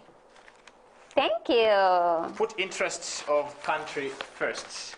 Air traffic to Zambia drops. Fars sweats over professionals, and Meghan accuses UK of royal racism. Now Zambia, on the good note when it comes to COVID-19, Zambia records all-time low virus admissions. And police apprehend girl 17 for stealing baby. DMMU rescues flood victims. UPNDMP goes solo. The sports page of the Times. Vital win leaves Kansanshi at par with Blades. Fars sweats. Football body not sure of availability of foreign-based players. Lumwana players protesting. Don't give up. Matete tips Njovu. Kayonde beats Mulenga to take lead. In the Daily Nation. In the Daily Nation, Zesco power supply to mines will continue. Procure COVID-19 vaccine for medics. Probe CEC expensive power. And trolley Chinese had leg injury. In the sports section, we have Kamanga and beat as he forces Chipolopolo bouncing back. Patrice Motsepe to become CAF president as Ahmed appeal fails. That is all for the Daily Nation. Now, a story that I wanted us to talk about in the Daily Mail: a stolen baby found, woman now nabbed. Now, details are that a 17-year-old woman of Mongo district in Western Province has been arrested for allegedly stealing a day-old baby from Lewanika General Hospital. The baby boy has since been reunited with his mother after police retrieved it from the suspects. Police have not yet established the motive behind the alleged theft of the infant because investigations are still going on. I'm just in shock as to how a 17-year-old or why a 17-year-old would be stealing a day-old baby. For what? You're 17. Your friends are aborting. It just doesn't make sense. You know, like, I would really want to find out what was going through her head. Was she sent? Is there somebody out there that told her to steal the baby? You know, where was she taking the baby? Those are things that I would want to find out.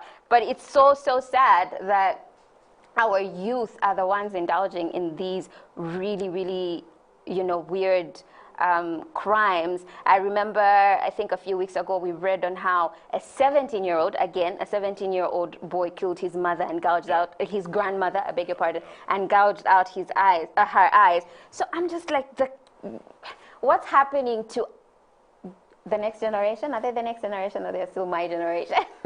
You know, like, what is happening to us, the kids? What's going on? It reminds me of that story that was in the news not too long ago of a maid that stole the baby again from the boss and ran away. And when she was asked why she stole the baby, the reasons she gave were the most weird reasons. She said, I just wanted to be with a baby, something like that. And it's very surprising. I would want to know the reason why this 17-year-old would steal. Because one, she can't even take care of. Yes, that's the thing. And that's what I'm saying. At 17, when, you know, like for other girls, when they hear they are pregnant at 17, they are going to extreme means of getting rid of the baby, you know, abortion. But surely that's when you're stealing. Like, what is the baby for? What do you want the baby? And that's why I was asking, like, was she sent? But then even the police is saying they're still doing investigations as to why and how. I think at the end of the day, I'm glad that this baby has been reunited. There's so many cases where the baby is actually never ever found. Yeah. And so I'm glad that this baby has been reunited with the mother and is in good health. The other angle that I would also look at is how secure are our health facilities. Why should it be so easy for someone to steal someone's child? Yes. Why should it be so easy? Because we've heard of cases where, even the famous one where the nurse was exchanging babies recently at the UTH. So we've heard of babies missing at the maternity ward. We've heard of babies being stolen. So now the question is, what measures have health facilities put in place to ensure that babies are not missing, are not stolen? And you know, like I think when it comes to maternal wings, those are not only because a baby can be stolen, but because if I have a flu and I get in contact with a baby, that baby is going to get sick. And this is a day-old, you know, brings about a lot of complications. So I feel like it should be secure enough for just not anyone to walk in. Like, you should have some sort of identification for you to walk in, where you're going, who you're with. I don't want to mention the name of the hospital, but from the hospital where I gave birth, I remember my partner had to literally go and get my mom and confirm that that's my mom, you know, because I was here with my partner. My mom was on the copper board. So even for all the antenatal, the visits, the whatever, even when I was in hospital for a bit, because I do remember I was sick a lot, my partner is the one that was there a lot. So they had never met my mother. So even when she came in and she said, no, this is my daughter and whatever, they said, we can't let you this side without proper, you know, and he had to go and be like, oh, no, that's the one. And then they let her in. You know, so I feel like that is what should actually be happening. Like, you can't just let anybody in, especially in these times that we're living in, you know. If anything, they should know at, oh, okay, these are the 3 people that are designated to this baby, and those are the only people that are allowed in this place. And if it's in the places where they keep the babies for a bit, I don't know if UTH actually has that, I'll lie. Where I know the hospital in my head that I'm thinking of, it's a whole room and babies are kept there for a little bit. No one is allowed to actually enter in that room except the nurses. Even the mother would be looking from the window. You get my point? So, like, all of that should actually be put in place, because we can't have babies being. It's different if it's a nurse, because now that is. But an outsider walks in under 17 and moves out with a baby, and you don't ask no questions, no nothing. That should not. No. That is just no. Humorously, someone was saying the other day, out of humor, that because of the cases of swapping babies, like, imagine they swap. You're supposed to be born in President Edgar Lungu's family, and now you're born. they put you in a certain family, and you miss out. I feel like that would be so traumatizing if one day you wake up and then you realize you're not in the same bloodline, or you don't have the same DNA as your family, and then you're supposed to be in the family of. And then when you find your family, they are billionaires, and you have lived your life in, I don't know. I would be pissed. Yeah. I would be, but I've actually even seen memes that go around where you're saying that I'm waiting for somebody to come and tell me that this is the wrong family, this is the wrong country, or whatever. So yeah, true. But health facilities should really put in place measures that protect the mothers, because even mothers really want to ensure that their babies are safe, they're not swapped. That's very important also for them. Moving on in the stories, good news, COVID-19. I think very soon, in the next few months, my projection, I'm not a prophet, but yes, in the next few months, I think COVID-19 will be done in Zambia, because every day in the news, we are seeing a reduction in the cases, admissions. Zambia records all-time low virus admissions. The country has recorded an all-time low coronavirus admissions at 183 from the daily numbers of up to 510 a day. At the peak of the second wave in January this year, Health Minister Jonas Chanda said. He, however, said in his daily update on the COVID situation that the majority of the patients admitted to isolation facilities are critically ill, which is a reflection of the circumstances in which communities are calling for more vigilance. Good part, the cases keep dropping. That's a good part. Sad part is that the cases that are there, most of them are critically ill. Yes. And I feel like it's because we've become a whole lot more relaxed now. Even when you hear it, oh, she's got a flu. Now it's like, no, I'm a ginger. And it ends there, you know, or, you know, you're self-medicating as well. Yeah, they've increased so much. Yes, Yeah. so at the, you know, like, the problem is when you self-medicate, and I say this all the time to even my family members, the problem with self-medicating is you are treating a symptom, not the problem. So because you feel fluish, you go and get flu medicine and you treat the symptom. You don't know if, you know, like a headache can be a symptom to something bigger. And then you could be, I remember a friend of mine's father passed away saying, with a headache. And apparently he had been feeling it for a very long time. And he kept saying, I've got a headache, I've got a headache, I've got a headache. And sadly, it was the mother that kept giving him painkillers. Like, oh, no, just drink this painkiller. And he'd drink a painkiller and it would stop for a bit. Then it would start again. No, just drink the painkiller. And so you need to drink water because we have now become doctors. You need to drink a lot of water. You drank a lot of water. Drink a lot of water. The person drinks a lot of water. No, I think then the person collapsed when they went to the hospital. Then they found it was a brain aneurysm. So a headache could actually be something very, very different. So I hate hospitals, let me be very honest. I hate hospitals, but I don't like self-medicating. I feel like you're not solving the problem. Moving on. Okay, so we have this that says Japan offers to help prevent crime. So Japan will help Zambia strengthen its crime prevention and criminal justice systems. The Asian country's Minister of Justice, Yoko Kamikawa, has said. Now, Ms. Kamikawa says Zambia has remained a strategic partner of Japan in many areas, including prevention of transnational crimes.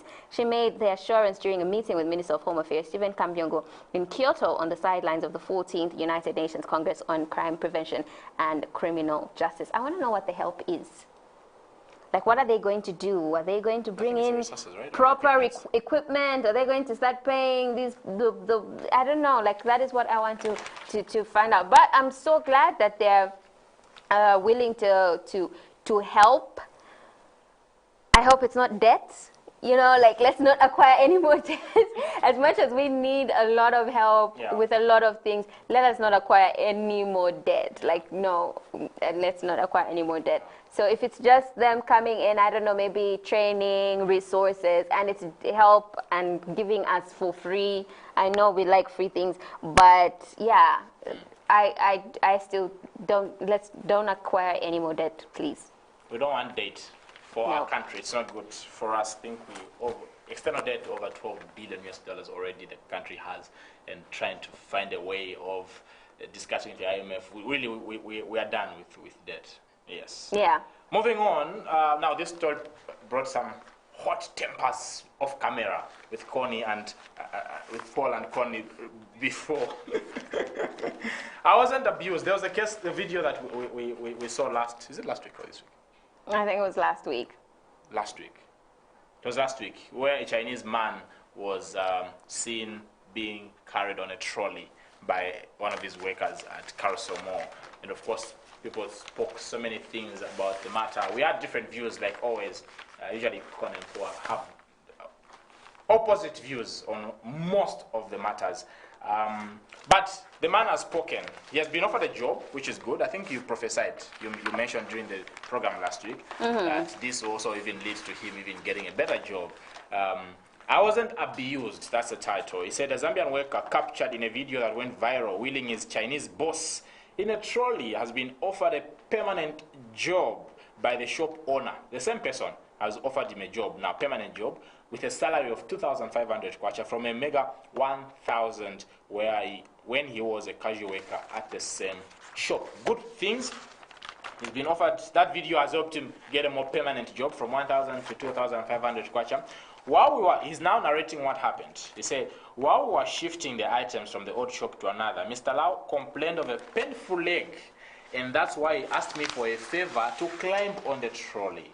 I started pulling him because he was failing to walk. I wasn't abused as being portrayed by that person who captured the video, and people should have asked me what happened, unlike rushing to condemn the Chinese for abuse, Mr. Zulu said. I'm waiting for Connie's comment. Like, gather the courage, my lady.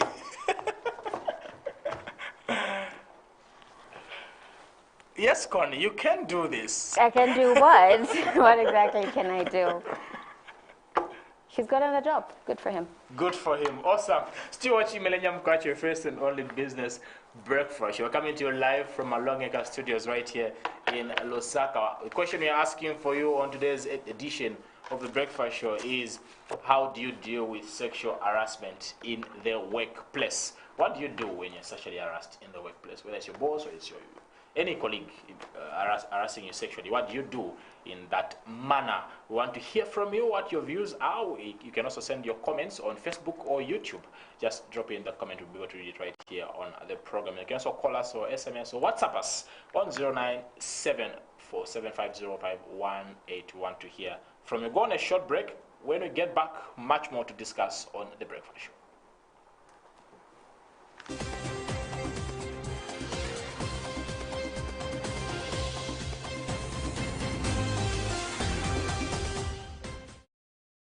It is packaged to perfection, trending topics that we will be discussing to make sure you know exactly what's happening in the world of social media and, of course, our very own country.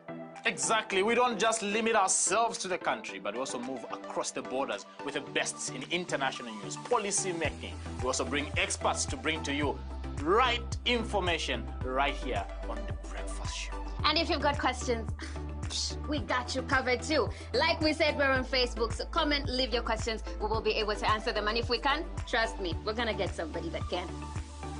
Yeah, join us every day, Monday to Saturday. It's Constance and Paul. Oh, Paul and Constance. No, definitely Constance and Paul.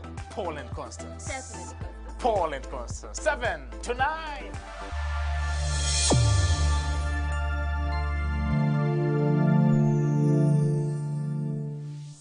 It is packaged.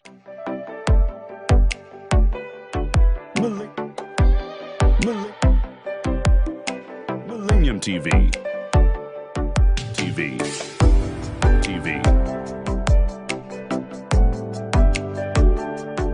Millennium TV. Women Business.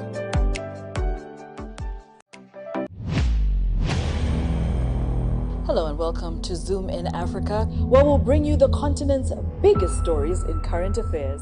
We'll also bring you the headlines, main news stories, expert analyses, and interviews. Right here on Millennium TV. Who are we? What are we about?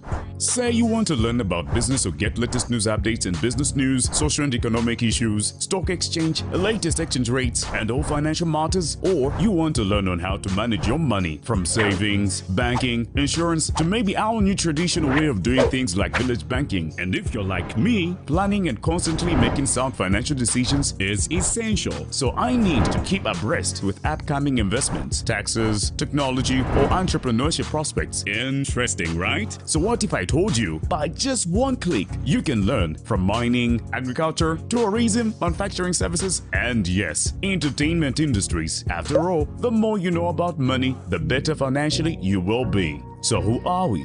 What are we about? Millennium TV, your first business and financial news television channel. Catch us on Top Star, Channel 95, or follow us on Twitter, LinkedIn, Facebook, and YouTube. Millennium TV, we mean business.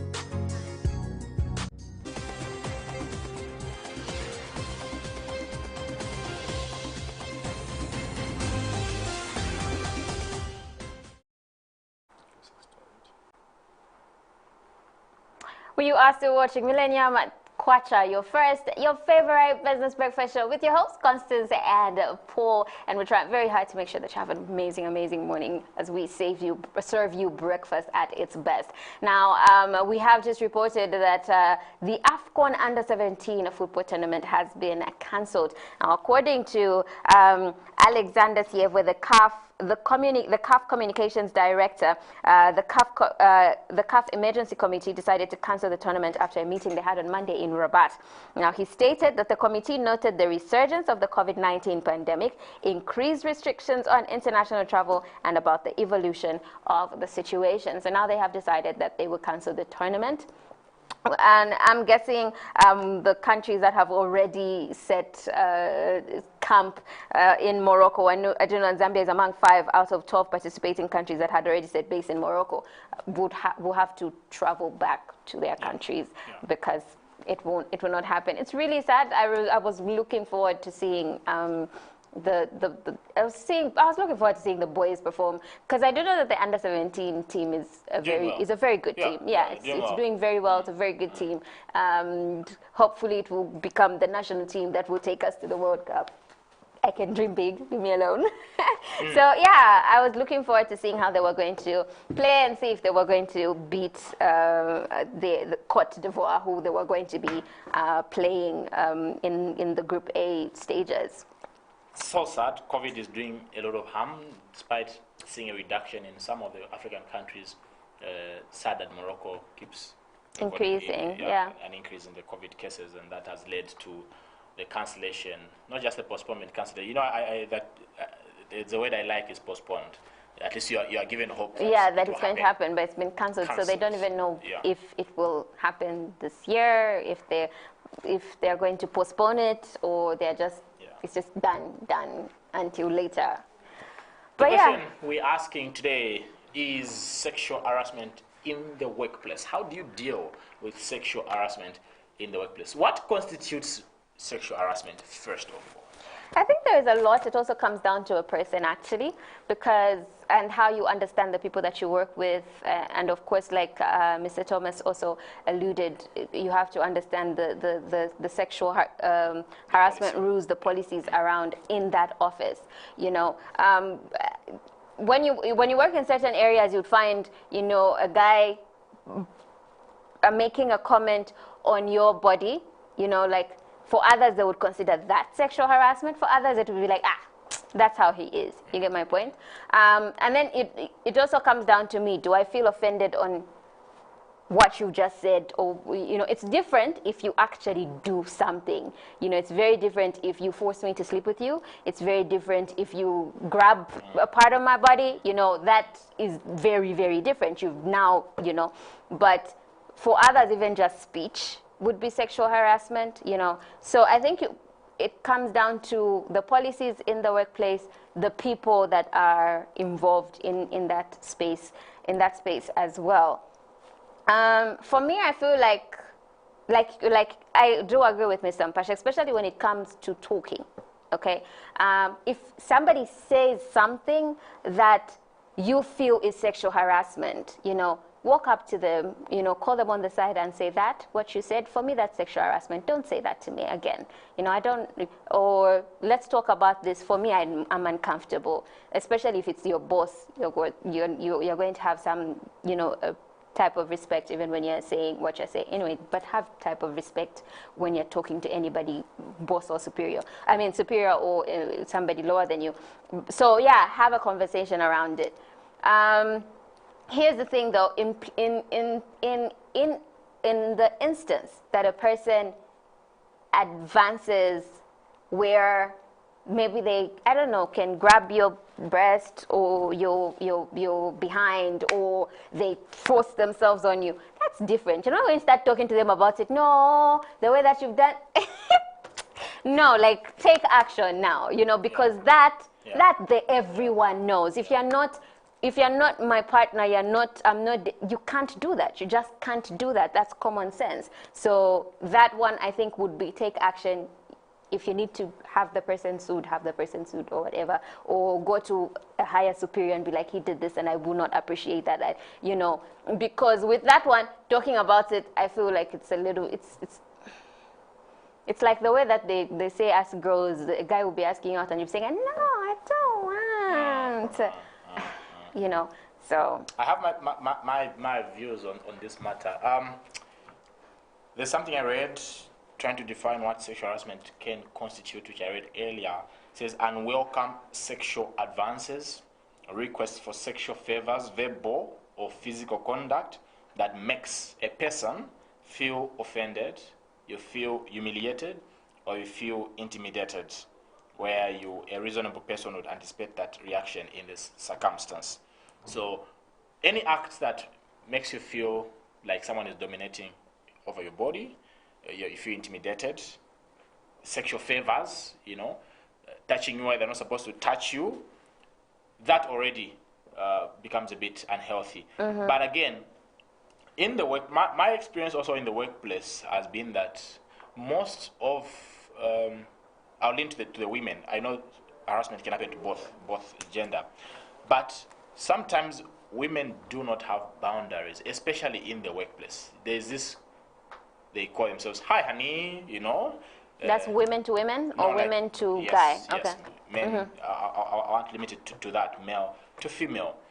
Sometimes women generally in the workplace rarely have these boundaries. You find in the morning, hi babe, they hug each other with a male counterpart. And it's like normal for them. Oh, you look beautiful. I wish I was Mr.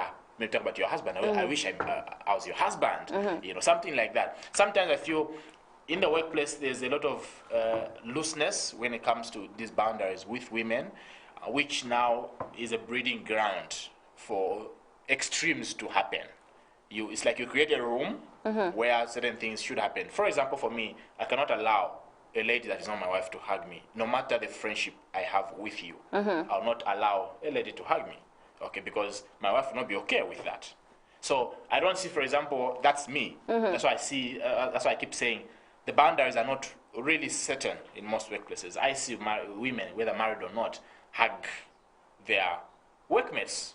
You know, not just distant hugs, but where you feel, no, this is not right. And I have a problem with that because that is already a room that has been created for extra things to happen. Yeah, I do hear what you're saying, and for me that is why I earlier did it, and I said, one, you need to understand the sexual harassment policy that is in that workspace. One, two, the two people that are involved. So if I hugged you, you know, for you that would be like sexual harassment. If I hug the next person, it's not. You get my point? So if it's somebody that I know, somebody that I'm close to comes and hugs me, and for me, my partner would not have it's not sexual harassment. You get my point? Well, it's not, because I have allowed it. It's the same when it comes to having sex. If I am okay with somebody having sex with me, that's not rape. You get my point? But the minute somebody forces me, that turns into rape. You get my point? Yeah, so if me and the person that are in that space, even when it comes to employee, well, a boss and a whatever, right? Secretary, let's give for example, they are in a relationship. You can't call that sexual harassment. They've agreed. You get my point? Now that just comes to these two, either, you know, they are not, you know, and if they are single again, there's no married one and whatever, again, there's not really a problem there, unless the policy in the workplace says you are not allowed to have relationships. And again, it's not sexual harassment, it's you going against the rules of the company. You get my point? There's an instance, a colleague of mine, without mentioning names, is married, okay? The wife has no problems in where she works with being touchy with men in the workplace. She has no problem with that. To her, that is, as long as she's okay, like you mentioned, as long as you're okay with it, there's no problem with that. So she does that. She hugs men anytime, you know, you'd hug, you'd hold hands, you'd walk in the corridors in the office, there's no problem. The man doesn't like that, okay? The husband, one day he came to pick her, and as she was walking out of the office, a colleague was hugging her. The man sued, because that's, according to him, that was harassment. The woman didn't see anything wrong. So sometimes you can be wrong as a person allowing something to happen which should not happen. It doesn't make it right just because you have no problem with it. But what does the general populace say about what you're doing? Yeah, I mean, I do hear you, but again, I feel like, again, that would not really, being harassed, I have to feel harassed. I have to feel abused. You get my point? So in that claim... What of your partner feeling like someone is abusing you while you don't feel you're being abused? How do you constitute that? Again, I wouldn't think that. That's like if me and, let's say there's a John at work, right? And we have sexual relations. And I'm good with it. I even follow him or whatever. We go in the office and we have sexual relations. And then my husband comes and says he raped me. Is that rape? No. The harassment in the policy in the workplace does not maybe, I don't want to give examples of particular, maybe does not allow someone, a man, touching the bums of a lady, for example. Okay. Yes, that I understand. You are okay with it as a lady. You don't see anything wrong with that. So you don't feel abused in any way if someone touches you. And that's what I'm saying. That cannot be. Somebody else can't come and say that person is being harassed. Yes.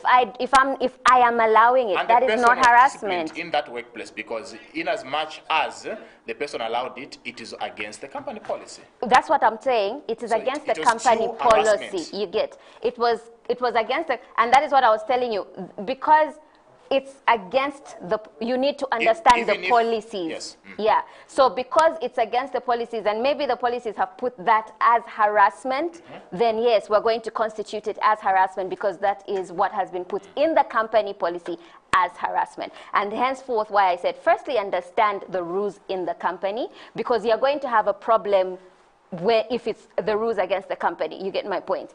But then, if the rules around the company have not said anything, you get my point, or have not really defined exactly. This, don't do this, don't do this. Yes, and then me, I have agreed to it. Somebody else can't come to me and say, it's the same thing as rape. Somebody else can't come to me and say, you were raped, if I agreed to the sexual relation. So that's why I keep saying that, for me, the breeding ground mostly in the workplace is that a lot of women are okay with most of these things, you know, they are okay unless they are not, they don't condone. For as long as they are enjoying it, others enjoy that, you see, they enjoy that. And for me, that's a problem I have with most women in workplaces. They hug each other with men that are not, they are not their spouses. But then why are they claiming sexual, you know, like that's what I'm not understanding. I'm saying that is a breeding ground. That becomes a breeding ground for extremes to happen. If I'm a man, I'm hugging you every day, your breasts are touching my chest. I'm a man, I've got hormones, I'll feel something. That is a breeding ground for extremes to happen. That's the problem that I have for me. But yeah, that's why we have to end today's edition of Millennium Kwacha, who are coming to you live from our Long Acre studios right here in Lusaka. We're also streaming live both on Facebook and YouTube. We're back again tomorrow at the same time, 7 to 9. My name is Shingongo.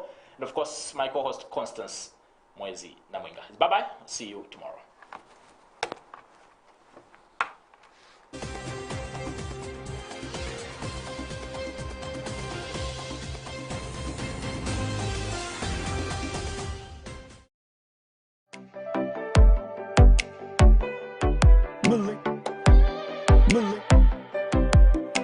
Millennium TV.